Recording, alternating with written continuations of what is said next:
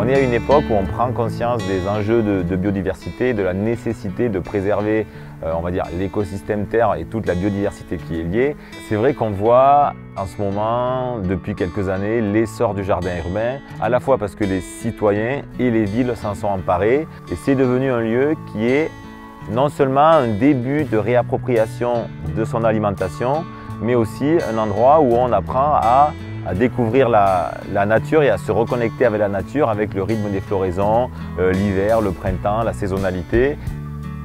Et c'est d'autant plus intéressant qu'on s'aperçoit que dans les villes où il y a des problèmes avec des îlots de chaleur, des endroits qui sont très chauds, on s'aperçoit que le végétal arrive à faire baisser la température de l'espace urbain, à faire diminuer un petit peu barrage à la pollution. Et donc, se revoir reverdir la ville, revégétaliser la ville, c'est vraiment un enjeu de société et d'avenir.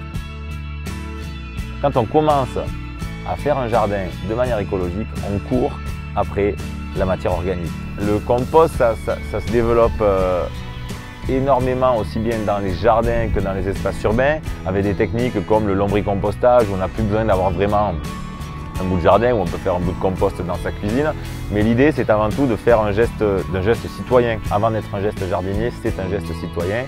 C'est se dire, tous mes déchets de cuisine, toute ma matière organique, tous mes déchets de cuisine, mes boîtes d'œufs, pourquoi pas le papier journal sur lequel j'ai épluché les patates, tout ça, plutôt que de le donner à la collectivité, de le mettre dans la poubelle, les ordures ménagères, et que la collectivité le transporte et le brûle, l'incinère, je vais le prendre, je vais le mettre dans un composteur, et avec ça, je vais produire un engrais qui sera utile, soit pour mes plantes en pot, soit pour mon jardin. Et moi, je rêve intérieurement qu'un jour, les bacs à déchets verts dans les déchetteries ferment parce que les gens seront capables toujours de revaloriser partout dans leur jardin ces déchets verts qui sont en fait la fertilité de la nature.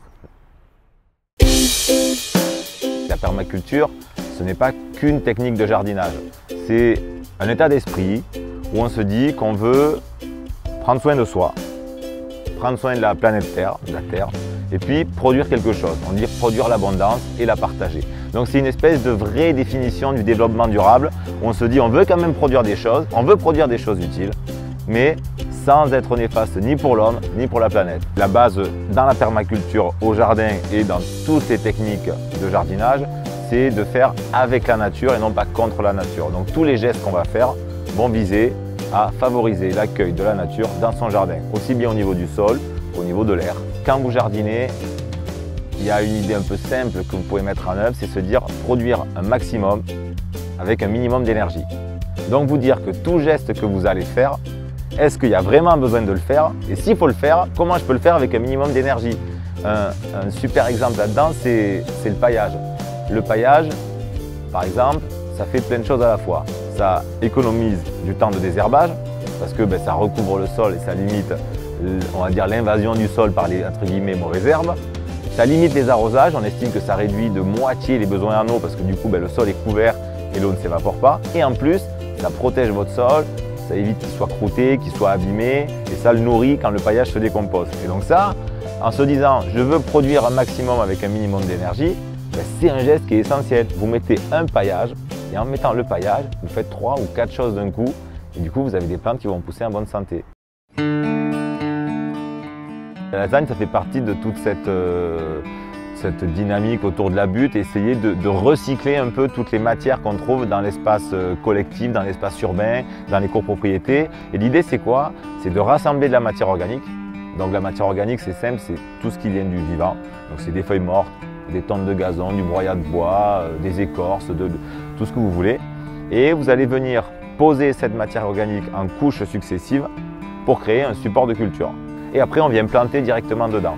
Et en fait, on a une espèce de super compost qui se décompose tout doucement, qui est équilibré et les plantes poussent dans un matériau qui se décompose. Donc oui, la lasagne, c'est peut-être l'exemple le plus fort et c'est pour ça qu'on en voit fleurir de partout de la permaculture. La place de l'enfant dans le jardin, elle est quand même hyper forte dans ces milieux urbains, mais même dans les milieux non urbains, parce qu'un enfant, à chaque découverte de nouveaux goûts, fait des nouvelles connexions au niveau de ses neurones. Et quoi de mieux que le jardin pour découvrir des nouveaux goûts tous les jours? Parce que le jardin, c'est le paradis du goût, c'est le paradis du légume ou du fruit volé ou de la feuille volée pendant la course effrénée, entre deux passes de foot, de la fraise volée, de la pousse de ciboulette. Et donc ces jardins-là, il faut les développer, mais j'ai envie de dire, surtout, il ne faut pas les faire pour nous parce que nous, c'est trop tard en fait. C'est pour nos enfants qu'il faut le faire.